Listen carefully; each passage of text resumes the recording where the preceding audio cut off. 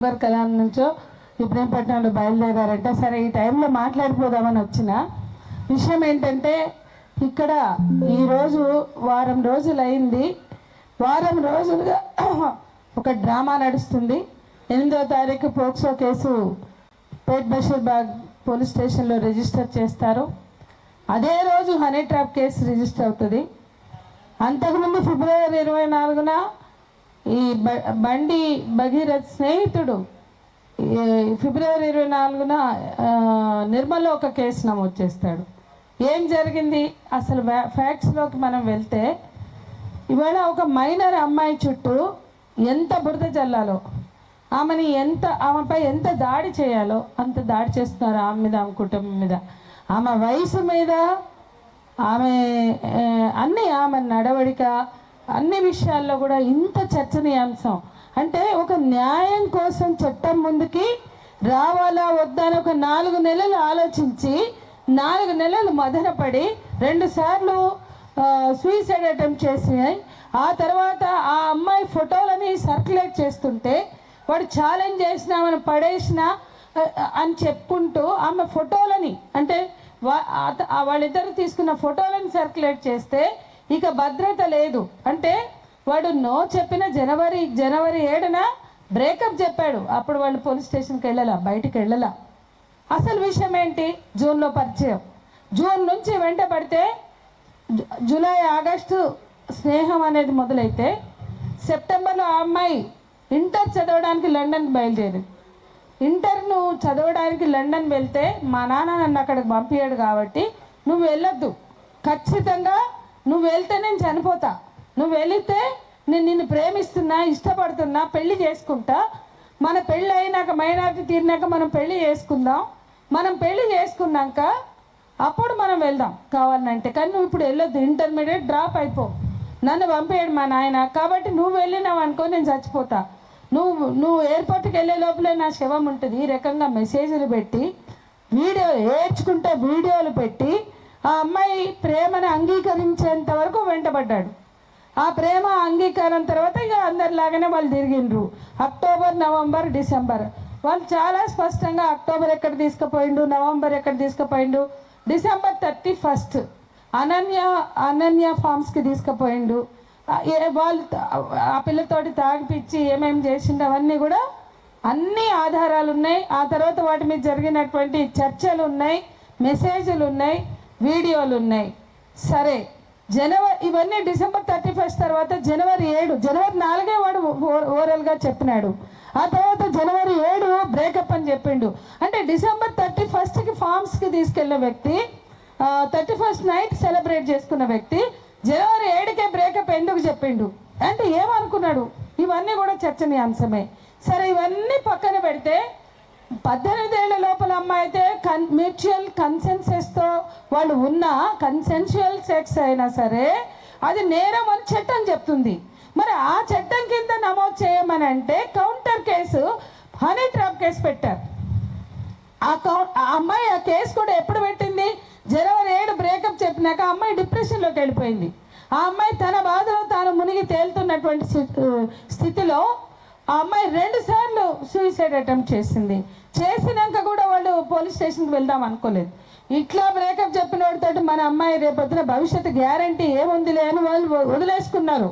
Suicide నుంచి అమ్మాయిని బయటకు తెచ్చి తిరిగి లండన్కి వాళ్ళ అక్క దగ్గరికి పంపించి చదివించాలన్న ఆలోచనతో ఉన్నారు. కానీ వీళ్ళని ఇవాళ బండి సంజయ్ కాబట్టి పోట్లాడదాము, కేసులు పెడదాము, లొల్లి పెడదాము, కోట్లు గుంజుదామని ఇవాళ బండి సంజయ్ చెప్తున్నట్లు వాళ్ళు ఆలోచించలేదు. ఫిబ్రవరి 24 నిర్మల్లో కౌంటర్ కేసు పెట్టేంత వరకు కూడా వాళ్ళు అమ్మాయిని సంజాయించుకుని నెక్స్ట్ అకాడమిక్ ఇయర్కి ఎట్లా పంపించుకుందామా అని చూసుకుంటున్నారు. కానీ కౌంటర్ కేసు పెట్టినప్పుడు వాళ్ళకి అర్థమైంది ఈ అమ్మాయి హెరాస్ చేస్తుంది, ఈ మైనర్ బాలిక తిరిగి ఉల్టా సతాయిస్తుంది, హెరాస్ చేస్తుందని కేసు ఎప్పుడైతే పడిందో ఆ తర్వాత ఒక ఇనాగ్రేషన్కి వచ్చి ఆ ఫ్రెండ్స్ అందరు వచ్చారు. వాళ్ళకి ఛాలెంజ్ చేసిండంటే ఈ అమ్మాయిని పడేస్తా అని. అతనితోటి ఇగో ఫోటోలు తీసుకో, ఇగో చూడు నేను పడేసినా లేదా అని ఆయన చాలా గొప్పగా సాధించినట్లు చెప్తే అప్పుడు ఆ పిల్లగాడు వచ్చి వీళ్ళకి చెప్పాడు ఇవన్నీ. అంతవరకు కూడా అది ప్రేమ అని అమ్మాయి నమ్మింది. వాళ్ళ కుటుంబ కథనం ప్రకారం అది ప్రేమ అనే అమ్మాయి నమ్మింది. మరి ప్రేమ అని నమ్మిన అమ్మాయికి ఇవన్నీ విషయాలు తెలిసి తన ఫోటోలు సర్క్యులేట్ అవుతున్నాయని తెలిసినప్పుడు చట్టం నుంచి రక్షణ కోరవలసి వచ్చి పెట్టిందే ఈ ఫోక్సో కేసు. మరి ఈ ఫోక్సో కేసు పెట్టినాక కౌంటర్ కేసు ఈ దేశ హోంశాఖ సహాయ మంత్రి గారు ఎందుకు పెట్టారండి? Honey trap. నా కొడుకుని వలవేసింది అంటే ఒప్పుకుంటున్నట్టే కదా. నా కొడుకుతో సంబంధం ఉంది ఆ అమ్మాయికి, లేదా నా కొడుకు అమ్మాయితో సంబంధం పెట్టుకున్నాడని ఒప్పుకున్నట్లే కదా. ఇందులో ప్రైమ ఫసీ అనేది హనీ ట్రాప్ కేసులో వాళ్ళు ఇచ్చినటువంటి సమాచారమే ప్రైమ ఫసీ. అంటే ఒక మైనర్ బాలికతోటి సంబంధం ఉందా లేదా, అమ్మాయితో సంబంధం ఉందా లేదా అనడానికి అదే ప్రాథమిక సమాచారం. అది చాలు పేట్ బషీర్బాగ్ పోలీసులు కేసు విచారించడానికి, ఎఫ్ఐఆర్ చేయడానికి ప్రాథమిక ఆధారాలు ఉన్నాయి కాబట్టి అరెస్ట్ చేయడానికి. కానీ ఎందుకు సిట్టు వేయవలసి వచ్చింది? సిట్టుతోటి ఏం పని అంటే అన్ని ఫోక్సో కేసుల్లో సిట్లు వేస్తున్నారా? స్పెషల్ ఇన్వెస్టిగేషన్ టీమ్స్ని ఏర్పాటు చేస్తున్నారా? ఇక్కడ ఏర్పాటు చేయవలసిన అవసరం ఎందుకు వచ్చింది అంటే బండి సంజయ్ కొడుకుని అరెస్ట్ చేయాలంటే సిట్టు కావాలనా? Law and order police station POCSO case ఎవరైతే రిజిస్టర్ చేసుకున్నారో వాళ్ళ వల్ల కాదా, వాళ్ళు చేయలేరా? అన్ని కేసుల్లో చేస్తలేరా? ఇవన్నీ ఆలోచించినట్లయితే ఖచ్చితంగా ఫోక్సో కేసులో బండి సంజయ్ ఒక కేంద్ర హోంశాఖ సహాయ మంత్రిగా ఇన్ఫ్లుయెన్స్ చేస్తున్నాడు. తన కొడుకు నిరపరాధిగా తిరిగి వస్తాడు, ఆయన పరారీలో లేడు అన్నప్పుడు నిన్న ఎందుకు పేట బషీర్బాగ్ పోలీస్ స్టేషన్లో పరచలేదు? ఎందుకు సిట్ ఏర్పాటు చేసి ఇంత డ్రామా నడుపుతున్నారు? ఎందుకు రోజుకొక కథ? నిన్న 12వ తారీఖు మధ్యంతర బెయిల్ కోసం వేశారు, ఈరోజు అది నడుస్తూ ఉన్నది. ఇవాళ ఆ అమ్మాయి డేట్ ఆఫ్ బర్త్ని ఆమె మేజర్ అన్నట్లుగా వక్రీకరించి చిత్రీకరించి ఒక దొంగ సర్టిఫికేట్ పుట్టించినారు. ఇవాళ మనం ఆలోచించినట్లయితే ఎల్కేజీ నుంచి 10th క్లాస్ వరకు ఒక సర్టిఫికేట్ ఉంటుంది, కొత్తగా ఒక సర్టిఫికేట్ వస్తుంది. ఏ సర్టిఫికేట్ని నమ్మాలి? అంటే ఒక కేంద్ర మంత్రి ఇన్ని డ్రామాలు ఆడితే, ఇన్ని రకాల న్యాయం పొందడానికి ఒక మైనర్ బాలికకి లేదా ఆమె కుటుంబానికి ఇన్ని చుక్కలు చూపిస్తుంటే, ఇన్ని రకాల వేధింపులకు గురి చేస్తుంటే ఏం చేయాలి? ఇవాళ వాళ్ళు పోలీస్ స్టేషన్కి రాకముందే, మే 8న కేసు పెట్టకముందే సంగప్ప ఏప్రిల్ 21 వెళ్ళి మీడియేషన్ చేసిండు. అక్కడ ఏం జరిగింది? వాళ్ళు చెప్తున్నారు సంగప్పకి అన్ని వివరాలు చూపించాము, అన్ని సాక్ష్యాధారాలు చూపించాము అని. తెల్లారి లేదు, మళ్ళీ మర్నాడు అంటే ఏప్రిల్ 23 బండి సంజయ్ గారు వెళ్ళి వాళ్ళ ఇంటికి వెళ్ళి పశ్చాత్తాపం వ్యక్తం చేశాడా? తన కొడుకు ప్రేమించినట్లు, వేధించినట్లు, పెళ్లి చేసుకుంటానని హామీ ఇచ్చినట్లు అన్నీ వాళ్ళు చూపించారు, ఆ వీడియోలతో సహా చూపించారు. ఎవరైనా కనీసం సమస్యని ఎమికబుల్ సొల్యూషన్ వెతుకున్నట్లయితే, ఒక పరిష్కారం వెతుకున్నట్లయితే ఆయన మాట్లాడవలసిన పద్ధతి అంటే ఒకటి ఉంటుంది. ఏం మాట్లాడినాడు? నా బిడ్డ ఫినాయిల్ తాగిందని ఆ తల్లిదండ్రులు చెప్తే ఇటు తిరిగి ఫినాయిల్ రుచి బాగుందా అని అడుగుతాడా? అట్లా అడిగినట్లుగా వాళ్ళు చెప్తున్నారు. అట్లాగే అనేక అంశాలలో వాళ్ళని అవమానకరంగా మాట్లాడాడు, బెదిరింపు ధోరణితో మాట్లాడాడు అని వాళ్ళు చెప్తున్నారు. నీ బిడ్డ నా కొడుకుతోటే తిరిగిందా, ఇంకెంతమందితో తిరిగింది? ఒక కేంద్ర మంత్రి మాట్లాడవలసిన పద్ధతి ఇదేనా? అంటే ఈ రకంగా ఆ అమ్మాయిని హ్యూమిలియేట్ చేశారు, అవమానపరిచారు ఆ కుటుంబాన్ని. అంటే నేను మీకు చెప్పదలుచుకుంది ఒకటే, వాళ్ళు బండి సంజయ్ కాబట్టి కేసు పెట్టి బెనిఫిట్ పొందుదామని ఈ కేసులో అనుకోలేదు. ఇది ఎవరమైనా మనం అర్థం చేసుకోవాల్సిన సత్యం. అట్లాగే వాళ్ళు ఇవాళ కూడా మీడియా దగ్గరికి రావట్లేదు, రావాలని కూడా మనం కోరుకోవద్దు. వాళ్ళు రావాల్సిన అవసరం లేదు. ఆ అమ్మాయి కానీ అమ్మాయి కుటుంబం కానీ బయటకు రావాల్సిన అవసరం లేదు. వాళ్ళ ఫోటోలు, వాళ్ళకి సంబంధించిన అడ్రస్ అన్నీ కూడా ఎఫ్ఐఆర్లో ఉన్న అడ్రస్ని మీడియాలో చూపిస్తున్నారు. వాళ్ళ ఫోటోలు, వాళ్ళ పేరెంట్స్ ఫోటోలు, అనేక రకాలు ఏఐ జనరేట్ చేసిన ఫోటోలు, ఈ రకంగా అడ్డమైన చెత్త సోషల్ మీడియాలో చక్కర్లు కొడుతుంది. ఇది ఒక అమ్మాయి భద్రతకు సంబంధించిన అంశంగా ఎవరు కూడా సెన్సిబుల్గా లేరు, అంటే చాలామంది. అట్లాగే ఒక మైనర్ బాలిక ఫోక్సో చట్టం ప్రకారం మైనర్ బాలిక మీద దాడి జరిగినా లేదా ఆ అమ్మాయి కేసు పెట్టినా ఏ గోప్యత పాటించాలో ఆ గోప్యత అనేది కూడా ఇక్కడ మనకు కనిపించట్లేదు. ఆ గోప్యత ఎందుకు పాటించాలని చట్టం చెప్పింది? ఎందుకు ఆ గోప్యత ముఖ్యమైన అంశంగా తీసుకున్నది అంటే మైనర్ బాలికకు సంబంధించిన భవిష్యత్తుని దెబ్బతీయకుండా ఏ సాక్ష్యాధారాలు కూడా బయటికి రావద్దు, వాళ్ళకి సంబంధించిన వివరాలు ఫోటోలు తెలియకూడదు అని. కానీ అది కూడా పాటించే ఒక సంస్కారం, ఒక సంయమనం లేని స్థితిని మనం మీడియాలో చూస్తున్నాం. ఆ అమ్మాయి తాగిందని ఒకడు పెడతాడు, ఆ అమ్మాయి తిరిగిందని పెడతాడు, ఆ అమ్మాయి డ్రైవింగ్ చేసిందని పెడతారు. ఇది ఫోక్సో కేసు పెట్టినటువంటి బాధితురాల పట్ల వ్యవహరించే తీరు కాదు. సున్నితత్వం అనేది కోల్పోయిన సమాజంలో ఎవరి ఇష్టం వచ్చినట్టు వాళ్ళు వ్యవహరిస్తున్న తీరును కూడా మనం గమనించాలి. మరో ముఖ్యమైన అంశం ఏంటంటే నిర్భయ చట్టాన్ని ఇక్కడ అట్రాక్ట్ చేయాలి. నిర్భయ చట్టం ఏం చెప్తుంది అంటే 2013లో నిర్భయ చట్టం, నిర్భయ ఘటన జరిగాక జస్టిస్ వర్మ కమిటీ వేస్తే జస్టిస్ వర్మ కమిటీ సిఫార్సుల్లో చాలా స్పష్టంగా జస్టిస్ వర్మ కమిటీ గారు ఏం చెప్పారంటే లైంగిక నేరాలు, లైంగిక దాడులు, లైంగిక అత్యాచారాలు జరిగినప్పుడు వాళ్ళు పరపతి ఉన్న వాళ్ళు, పవర్ ఎక్సైజ్ చేయగలిగిన వాళ్ళు అయితే చట్టం అనేది మరింత కఠినంగా మోర్ స్ట్రింజెంట్ లాస్ ఉండాలి అని వర్మ కమిటీ సిఫార్సుల్లో ఉంది. ఇది అది మైనర్ బాలికలైనా, పిల్లలైనా, ఆడవాళ్ళైనా లైంగిక నేరాలు జరిగినప్పుడు ప్రభుత్వ ఉద్యోగులైతే, పోలీసులైతే, పారామిలిటరీ దళాలైతే, రాజకీయ నాయకులైతే, పవర్లో ఉన్న వాళ్ళు, పరపతి ఉన్న వాళ్ళైతే మిగతా వాళ్ళకన్నా వాళ్ళకి ఎక్కువ శిక్షలు ఉండాలి. వాళ్ళు ప్రభుత్వ ఉద్యోగులు కానీ లేదా ఉన్న వాళ్ళని సస్పెండ్ చేసి విచారణ చేయాలి, వాళ్ళని బాధ్యతల నుంచి తొలగించి విచారణ చేయాలి అని వర్మ కమిటీ సిఫార్సులు ఉంటే ఆ సిఫార్సులను పొందుపరుచుకుని 2013లో వచ్చిందే నిర్భయ చట్టం. నిర్భయ చట్టం పాస్ చేసేటప్పుడు పార్లమెంటులో యూపీఏ చైర్పర్సన్గా ఉన్న సోనియా గాంధీ గారు ఏం చెప్పారంటే ఈ దేశంలో 9 గంటలకి ఒక సినిమా చూసి స్నేహితుడితో నిలబడి ఉన్న నిర్భయకి బుద్ధి చెప్పాలని అత్యాచారం చేసి చంపేశామని బాహటంగా ప్రకటించారు నేరస్తులంటే ఆమె అంగీకారం లేకుండా ఆమె ఒంటి మీద చెయ్యి వేయొద్దు అనే స్పృహ కూడా ఈ సమాజంలో లేదు. అట్లాగే మైనర్ బాలికల మీద అత్యాచారం నేరం, కన్సెన్షువల్ అనేది ఉండదు అనేది కూడా లేదు. కాబట్టి ఇది అంతా ప్రచారం చేయాలంటే ఒక ఫండ్ ఉండాలి, దానికి నిర్భయ ఫండ్ అని పెట్టారు. నిర్భయ చట్టంతో పాటు నిర్భయ ఫండ్ కూడా ఏర్పాటు చేశారు, అది 1000 కోట్లు. ఆ 1000 కోట్ల నిర్భయ ఫండ్ని 2014లో వచ్చిన బీజేపీ ప్రభుత్వం 800 కోట్లు తీసుకెళ్లి పటేల్ విగ్రహం కట్టడానికి పెట్టారు. ఇప్పటిదాకా నిర్భయ ఫండ్కి దిక్కులేదు. ఇప్పటిదాకా 13 ఏళ్లుగా నిర్భయ చట్టాన్ని రివ్యూ చేసిన పాపాన పోలేదు. కొన్ని రాష్ట్రాల్లో అమలు యంత్రాంగాలు లేవు. నేనేం చెప్పదలుచుకున్నానంటే నిర్భయ ఘటన తర్వాత, దేశవ్యాప్త ఉద్యమం తర్వాత అంతర్జాతీయంగా చర్చ జరిగినాక ఒక చట్టం వచ్చిందండి, అది నిర్భయ చట్టం. ఆ చట్టం ఇక్కడ అప్లై కాదా? ఆ చట్టం ఇక్కడ అమలు చేయరా?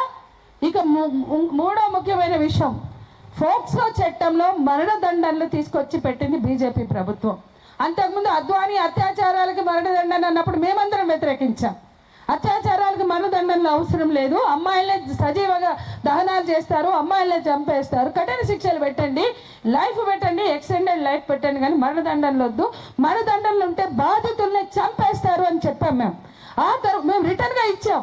అప్పుడు Advani government, Vajpayee government drop అయింది. మళ్ళీ మోడీ షాలు వచ్చాక ఫోక్సో చట్టం వచ్చింది.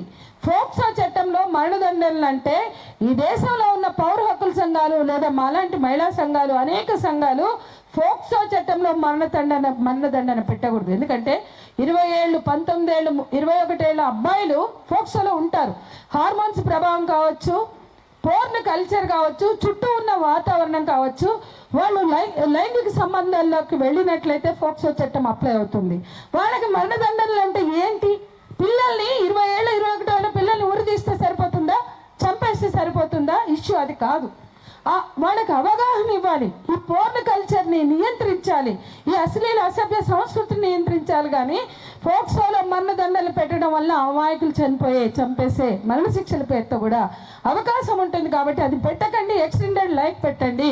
ప్రపంచంలో అనేక దేశాల్లో మరణదండలు లేవు, కానీ అక్కడ ఎక్స్టెండెడ్ లైఫ్ పెట్టారు. పిల్లల మీద అత్యాచారాలు జరిగినప్పుడు, బాల నేరస్తులుగా ఉన్నప్పుడు, లేదా అత్యాచార నేరస్తులకి 70 years, 80 years కూడా ఎక్స్టెండెడ్ లైఫ్ వేసినటువంటి దేశాలు ఉన్నాయి. కాబట్టి మరణదండనలు పెట్టకూడదు అంటే పెట్టారు. ఇవాళ మరణదండాలని ఫోక్సో చట్టంలో ఇన్కార్పొరేట్ చేసిన మరణ శిక్షలు ఉంటాయని పెట్టినటువంటి వీళ్ళు బండి భగీరథకి ఏం శిక్ష వేస్తారా మరణ శిక్షల్ని పొందుపరిచిన ఫోక్సో చట్టంలో ఎఫ్ఐఆర్లు ఎందుకు దిక్కులేవు? మరణ శిక్షల సంగతి తర్వాత మేమేమో ఎన్కౌంటర్ అంటలేము. దిశ కేసులో ఎన్కౌంటర్ చేస్తే ఆ ఎన్కౌంటర్ అప్రజాస్వామికమని వేసింది మేము మహిళా సంఘాలుగా. దిశ కేసులో ఎన్కౌంటర్ని ఛాలెంజ్ చేస్తూ సజ్జనార్ మీద కేసు వేసిన వాళ్ళం మేము. సత్యంబాబు నిర్దోషి అని పిటిషన్ వేసింది మేము. నేను సజ్జన రమా మేల్కోట మేము ముగ్గురమే పిటిషనర్స్.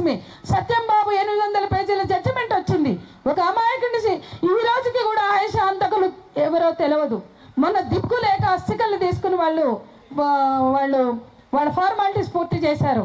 సిబిఐ ఎంక్వైరీ వేసినా కూడా ఆయేషా అంతకులు అందరికీ తెలుసు. ఆయేషా అంతకులు ఎవరో, కానీ ఈ రోజు కూడా ఆయేషా అంతకులను పట్టుకోలే. అమాయకుడైన సత్యంబాబుని విడుదల చేశారు. అది మేము చేసిన ఫైటు, పౌర హక్కుల సంఘాలు చేసిన ఫైటు, అమరుడు బొజ్జాతర్కం గారు చేసిన ఫైట్ మేరకి ఆయనని విడుదల చేశారు.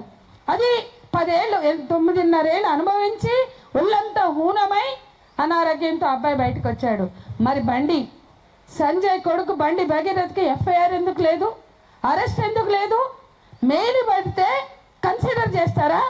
ఇక నుంచి ఏం మెసేజ్ ఇస్తుంది తెలంగాణ రాష్ట్ర ప్రభుత్వం అంటే, ఏ నాన్ బెయిలబుల్ కేసుల్లో అయినా మాకు కుదరదండి, మాకు టైం లేదండి, మాకు కొంత టైం ఇవ్వండి అని మెయిల్ పెడితే వదిలేస్తారా? ఈ పృథ్వీ దగ్గరికి వెళ్తానో, తెలంగాణ శ్యామ్ దగ్గరికి వెళ్తానో, మా దగ్గరికి వచ్చినప్పుడు రఘు దగ్గరికి వెళ్ళినప్పుడు మెయిల్ పెడితే వదిలేస్తారా? లేకపోతే మాకు టైం లేదు, మాకు టైం ఉన్నప్పుడు వస్తామంటే వింటారా? అంటే బండి సంజయ్ కొడుకు కాబట్టి మెయిల్ పెడితే చెల్లుబాటు అవుతుంది. లాస్ట్కి ఆ మెయిల్ యాక్సెప్ట్ చేయం. వాడికి ఎంత ధైర్యం మెయిల్ పెట్టడానికి నాన్ బెయిలబుల్ కేసులో? ఇవాళ ఈ రాష్ట్రంలో అసలు ఎంఐఎం బీజేపీకి సరే అనుకోండి, కాంగ్రెస్ అందరూ కూడా ఒక విషయంలో, ఒక మైనర్ బాలిక విషయంలో కుమ్మక్క అవడం ఏంటండి? ఎంత ఆశ్చర్యకరం. మెయిల్ ఐపీ చాలు, మెయిల్ ఐపీ ద్వారా పట్టుకోవచ్చు. పోలీసులు పట్టుకుంటే ప్రవీణ్ కుమార్ చెప్తున్నారు, ఆర్ఎస్ ప్రవీణ్ కుమార్ 2 గంటల్లో పట్టుకోవచ్చట. 2 గంటల 2 రోజుల కాదు, పట్టుకొని చేత కాదని చెప్పదలుచుకున్నారా? అసలు ఎఫ్ఐఆర్ 8వ తారీఖు అయితే, కౌంటర్ కేసు 8వ తారీఖు అయితే, 10వ తారీఖు ప్రధాని మోడీ మీటింగ్లో నా ప్రియమిత్రుడు అంటాడు. నా ప్రియమిత్రుడు అని ఎట్లా చెప్తున్నాడు? ఒక దోషి తండ్రిని పట్టుకుని నా ప్రియమిత్రుడు అని ఒక రాష్ట్ర ముఖ్యమంత్రి చెప్తున్నాడంటే సిగ్గుపడవలసిన విషయం. అరే రాహుల్ గాంధీ జాతీయ స్థాయిలో కొట్లాడుతున్నాడు బీజేపీ మీద. భారత్ జోడో అని ఆయన బయలుదేరితే ఈయన బీజేపీ సే జోడోగా మార్చేశాడు దాన్ని. భారతీయ జనతా పార్టీ సే జోడో అని ఇవాళ తయారు చేశారు. ఇది జాతీయ స్థాయిలో ఉన్న కాంగ్రెస్ పార్టీ కళ్ళు మూసుకుని ఉన్నదా? ఈ రాష్ట్రంలో బీజేపీ ఆయన బాహాటంగా ప్రధాని అయిన మోడీ అంటుండు హమారసే జోడో. ఎందుకు అంటే, ఒక కాంగ్రెస్ నేతని, ముఖ్యమంత్రి రేవంత్ రెడ్డిని నువ్వు నాతో కలువు, నీకు ఇంకా ఎక్కువ డబ్బులు ఇస్తా అని చెప్తుండు బాహాటంగా, బహిరంగంగా. ఏం తమాషా నడుస్తుందండి ఈ రాష్ట్రంలో? ఎన్నడూ జై తెలంగాణ అని ఈ ముఖ్యమంత్రి, తెలంగాణ ఆకాంక్షలు పట్టని ముఖ్యమంత్రి, తెలంగాణ ఆత్మగౌరవం అంటే తెలియని ఈ ముఖ్యమంత్రి, సమైక్యాంధ్ర నినాదం ఇచ్చిన ఈ ముఖ్యమంత్రి తెలంగాణ ప్రజల భావోద్వేగాలతో ఆడుకుంటున్నాడు. మహిళల మైనర్ బాలికల భద్రతతో ఆడుకుంటున్నాడు. దోస్తానా మీ సీట్ల సర్దుబాటుకో మీకు 40 సీట్లు తెచ్చిపెట్టిన బండి సంజయ్కి కృతజ్ఞత చెప్పుకోవాలంటే ఒక మైనర్ బాలిక జీవితాన్ని అడ్డం పెట్టుకుని చెప్పడం కాదు. ఖచ్చితంగా మీ సీట్ల సర్దుబాటులో, మీ అవకాశవాద ప్రయోజనాలు మీ దగ్గర పెట్టుకోండి. ఈ తెలంగాణ రాష్ట్రం మేము పోరాడి సాధించుకున్న రాష్ట్రం. ఈ రాష్ట్రంలో న్యాయం అనేది ప్రతి ఒక్కరికి అందాలి. న్యాయం పొందే అర్హత ప్రతి ఒక్కరికి ఉంది. బాధితులకి న్యాయం అందించవలసిన ఈ తెలంగాణ పోలీసులు, ఈ తెలంగాణ రాష్ట్ర ప్రభుత్వం చోద్యం చూస్తూ, తమాషాలు ఆడుతూ, డ్రామాలు ఆడుతూ, రోజుకొక నాటకం. ముందు బెయిలబుల్ సెక్షన్స్ పెడతారు, మళ్ళీ నాన్ బెయిలబుల్ ఎఫెన్స్ కింద మారుస్తారు. ఏంటిది అంటే, ఫోక్సోకి ఒక చట్టం ఉంది, దానికి ఒక సెక్షన్ ఉంది. ఆ ఫోక్సో సెక్షన్లు వీళ్ళకి తెలియదా? చదువుకోండి. బండి సంజయ్కి రాకపోతే బండి సంజయ్ గారి డిపార్ట్మెంట్లో ఎంతోమంది ఐపీఎస్ అధికారులు ఉన్నారు. హనీ ట్రాప్ కేసు పెడతారా? ఈమెమన్నా దౌత్య సంబంధమైన సమాచారం తీసుకుందా? లేకపోతే బండి భగీరథ్ ఇన్ఫర్మేషన్ దేశ భద్రతకు సంబంధించి ఆంతరంగిక భద్రతా వ్యవహారాలకు సంబంధించిన ఇన్ఫర్మేషన్ కనుక ఇస్తే హనీ ట్రాప్ అంటే దౌత్య సంబంధంలో ఆంతరంగిక భద్రతా వ్యవహారాలకు సంబంధించిన సమాచారం ఇచ్చినప్పుడే హనీ ట్రాప్ అనాలి. జేమ్స్ బాండ్ 007 సినిమాలో చూస్తాం హనీ ట్రాప్ అంటే. మరి ఇవాళ అదే జరిగితే ఫోక్సోతో పాటు బండి భగీరథ్ మీద దేశద్రోహం కూడా పెట్టాలి. మీరు ఏ హనీ ట్రాప్ కేసులైనా చూడండి, వాళ్ళు ఎవరైతే హనీ ట్రాప్లో ఇరికిండ్రో వాళ్ళని కూడా అరెస్ట్ చేసి జైల్లో వేశారు. కాబట్టి హనీ ట్రాప్ కేసులో కూడా సమాచారం ఇచ్చిండా, ఆ వలలో పడ్డా, అతను కూడా బాధ్యుడే అవుతాడు. కాబట్టి దాని మీద కూడా బండి సంజయ్ బాధ్యత వహించాలి. బండి సంజయ్ ఇవాళ తన అధికార దుర్వినియోగకి పాల్పడుతూ తన కొడుకుని ఆ పుత్రోత్సాహంతో పుత్ర ప్రేమతో రక్షించుకోవడానికి చాలా మెలో డ్రామాలు ఆడుతున్నాడు. తన భార్య తల్లి ప్రేమతోటి పుత్రుడి కోసం ఎట్లా ఏడుస్తుందో చెప్తుండు. ఈ దేశంలో వీళ్ళ ఎన్కౌంటర్లలో మధ్య భారతం అంతా ఇట్లాంటి తల్లుల్ని చూసాం. హిడ్మా తల్లితో సహా ఎంతో మంది తల్లుల్ని చూసాం. ఏ తల్లి ఆవేదన పట్టని వీళ్ళు ఇవాళ ఒక తల్లిగా తన భార్య గురించి చెప్పుకుంటున్నాడు. ఇక్కడ ఆ అమ్మాయి తల్లి కూడా ఒక తల్లే. ఆ తల్లి ఆవేదన కూడా పట్టించుకోవాల్సిన బాధ్యత లేదా ఒక మంత్రికి? ఆయన ఈ దేశ మంత్రి, ఈ దేశ హోంశాఖ మంత్రి, శాంతి భద్రతలు కాపాడవలసిన ఒక మంత్రి గారు తన కొడుకుని రక్షించడానికి తప్పుడు కేసులు, అక్రమ కేసులు పెట్టి నేకెడ్గా ప్రజాస్వామ్యాన్ని అపహాస్యం చేస్తుంటే ఇటువంటి నేతని బీజేపీ బర్తరఫ్ చేయకుండా ఎట్లా ఉంటుంది? బండి సంజయ్ని బర్తరఫ్ చేసి న్యాయ విచారణ చేయాలి. బండి భగీరథ్ని వెంటనే అరెస్ట్ చేసి రిమాండ్కు పంపి విచారణ జరిపించాలని కోరుదాం. ఈ దేశంలో మహిళల భద్రత లేదు. బిల్కిస్ బానో హంతకులని, అత్యాచార నేరస్తుల్ని శిక్షలు తగ్గించి ఊరేగించారు. దండలేసి ఆరతలిచ్చి బీజేపీ కార్యాలయానికి దోల్కపోయినరు. ఉన్నావ్ కేసులో మన రెజ్యులర్స్ కేసులో బ్రిజ్భూషణ్ సింగ్ అతనికి మళ్ళీ సీట్ ఇచ్చిండ్రు. అంత లొల్లి అయినాక క్రీడాకారుని అవమానించిన వేధించిన అతనికి సీట్ ఇచ్చిండ్రు. ఉన్నావ్, హత్రాస్, కథువా ఇవన్నీ బీజేపీ చరిత్ర.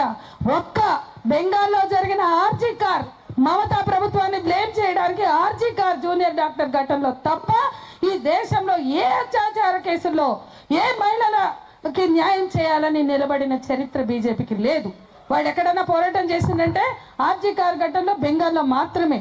సో ఇంత మహిళా వ్యతిరేక, మహిళల హక్కులని అత్యాచార సంఘటనల్లో నేరస్తుల్ని సమర్థించిన ఈ బీజేపీ ఈ రాష్ట్రంలో అదే కల్చర్ని తీసుకొచ్చింది అనేది కూడా మనం గమనంలోకి తీసుకుంటూ కాంగ్రెస్ ప్రభుత్వాన్ని నిలదీయాలి, బాధితులకు రక్షణ భద్రత కల్పించాలని, అట్లాగే నేరస్తుల్ని శిక్షించాలని డిమాండ్ చేద్దామని చెప్తూ సెలవు.